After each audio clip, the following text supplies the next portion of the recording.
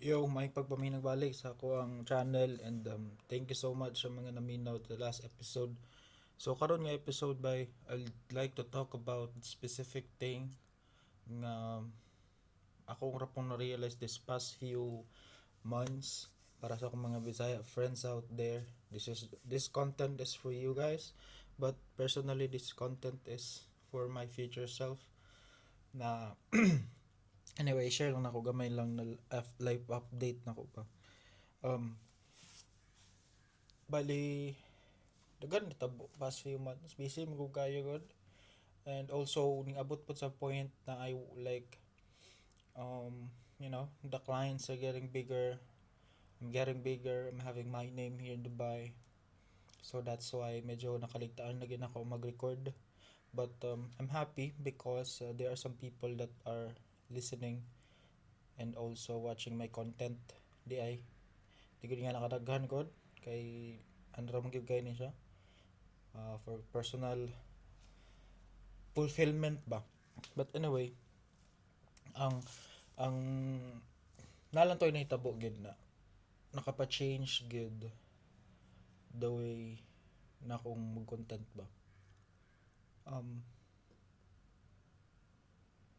few days ago, nag-shoot ko kining, there's a client, we have a shoot ingan na. Tapos nag na-mention niya sa ko na he's been following my content di especially sa ako ang mga social media pages, no, dili diri sa Instagram, dili diri sa YouTube nako or sa Spotify nako na accounts, but sa ako ang social medias, especially sa Instagram and Facebook. Kaya obviously if kung say post nako sa Instagram, automatically ma-post man po na siya sa Facebook. But ang idea there is that he's been following me. Actually, dili lang ni isa ka tao ha, but you know, I'm I think and I'm feeling na I'm getting traction out of my content, but mainly ginabuhat lang gina ko na siya, not to gain followers, not to be like kanang dili magpaano ba, but I'm just doing it because I love doing it. If you guys will i-track down pagid ninyo from the very beginning yun, I just love creating content. Not just content, but I just love documenting myself, documenting my thoughts, putting it there on public because ang ako gid ato self fulfillment lang yun, and also eventually ako na balik-balik and again kana ganing end of the day, um maglingkod ko sa rocking chair ba na maglingkod ko sa rocking chair niya, tanaw na ako na I'll bought like a huge like flat screen TV. Also actually I'm thinking nga I'll bought is like like a cinema like projector, and projector siya, tapos I'll be watching this with my family, with my friends that has been with me along the journey that I'm with ana gani. So that's really the goal muna akong gusto gid buhaton. That's why I'm documenting my life, my ideas, my thoughts every time that ako maisip, okay, so every time I learn something ana din gustong notes, so, type or something, I jot down din ako na siya. But connection sa katong um he mentioned man good nga kanang you know that you're making impact because I like watching your content daw because kanang naiunod ba na ay ano naganahan siya, he's following my journey because it's so personal, it's so raw, and na ay something yun out of it that you can get. And that's what I realized that bitaw, no, because for the past few months actually there are some people that approaching me because they want to learn from me kanang, for example, there's a guy nga he really just wants to like mukuyog lang sa kuha sa shoot. He just like want nga mukuyog sa kuha sa shoot to see what I'm doing, to see how it works. He just wanna learn. And because maybe sa kual lang po no personal because the natural teacher as like unsa gid akong nahuman, it's like mugawas gid siya naturally. I just like want to people learn something from me. And also I want to learn something man po, and then kung sa akong matun-an, gusto po nako i-share.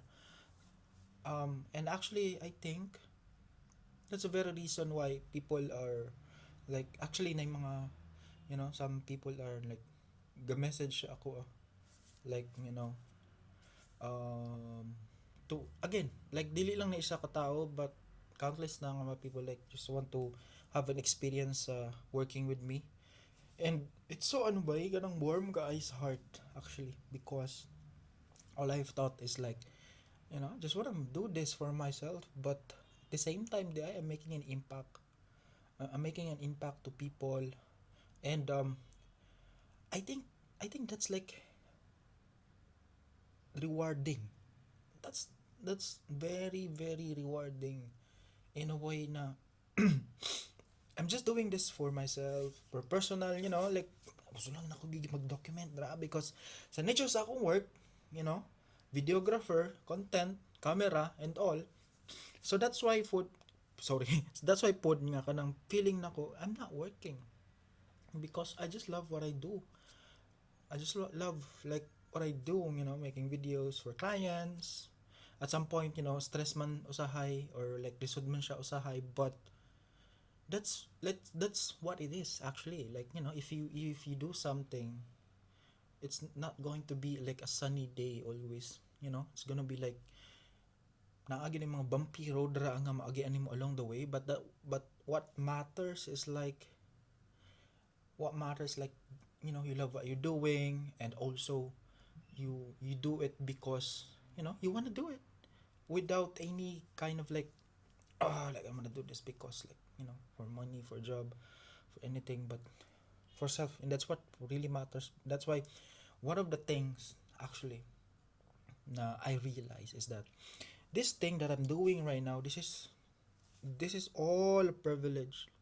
Not everyone of us are able to like do this, not dili lang, not just for specifically for this kind of job, but this is just a privilege. And if you are listening to this and then you're doing a job that is like you did for what you really like, actually that's very privileged good sa kuha, for example, because there are a lot of people out there stuck in a job, you know stuck in a job that they don't really like, but they don't have a choice. First, they don't have a choice, or maybe they don't have yet the opportunity. Third is they don't have maybe yet the courage, ang tamang kaisog ba to go out of the comfort zone and do something different that matters to them. So that's why every time nga kanang I realize every time makaagi ko kalisod niya ni client work, stress, revision sa mga videos and output and all these things,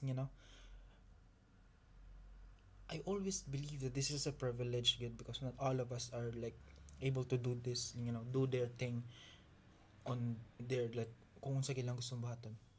And especially right now, I'm on my stage right now that if you guys been following me from the very start sa akong career, good. There's a lot of things, happened. Bumpy road and all these things. But appreciate yun kayo na to mga challenges, and actually like naging naging comfortable nako of being uncomfortable. Nga na gani. Like for example, for now, like my plan is like to grow the team, to hire someone full time to work with me, from videographer to editor to to handling a team. And for this, as of the recording of this video, I have already calculated a budget for business license, and also I have already formulated a company name that is like different from Puhon Media, because I want to rebrand it. I want to rebrand it into more of like a creative agency, like a creative agency that provides content for businesses, and also like a marketing agency. That's why the very best thing na akong buhaton now is to grow a team because I can't do this alone. I need like a core team, a core team that is like has the same vision as me, the same fire, the same passion, that the same mindset as me. Not the same mindset as me, but the idea is like mura pug ka ng, that can go work with me hand in hand, ba, like side by side yun nga work ba.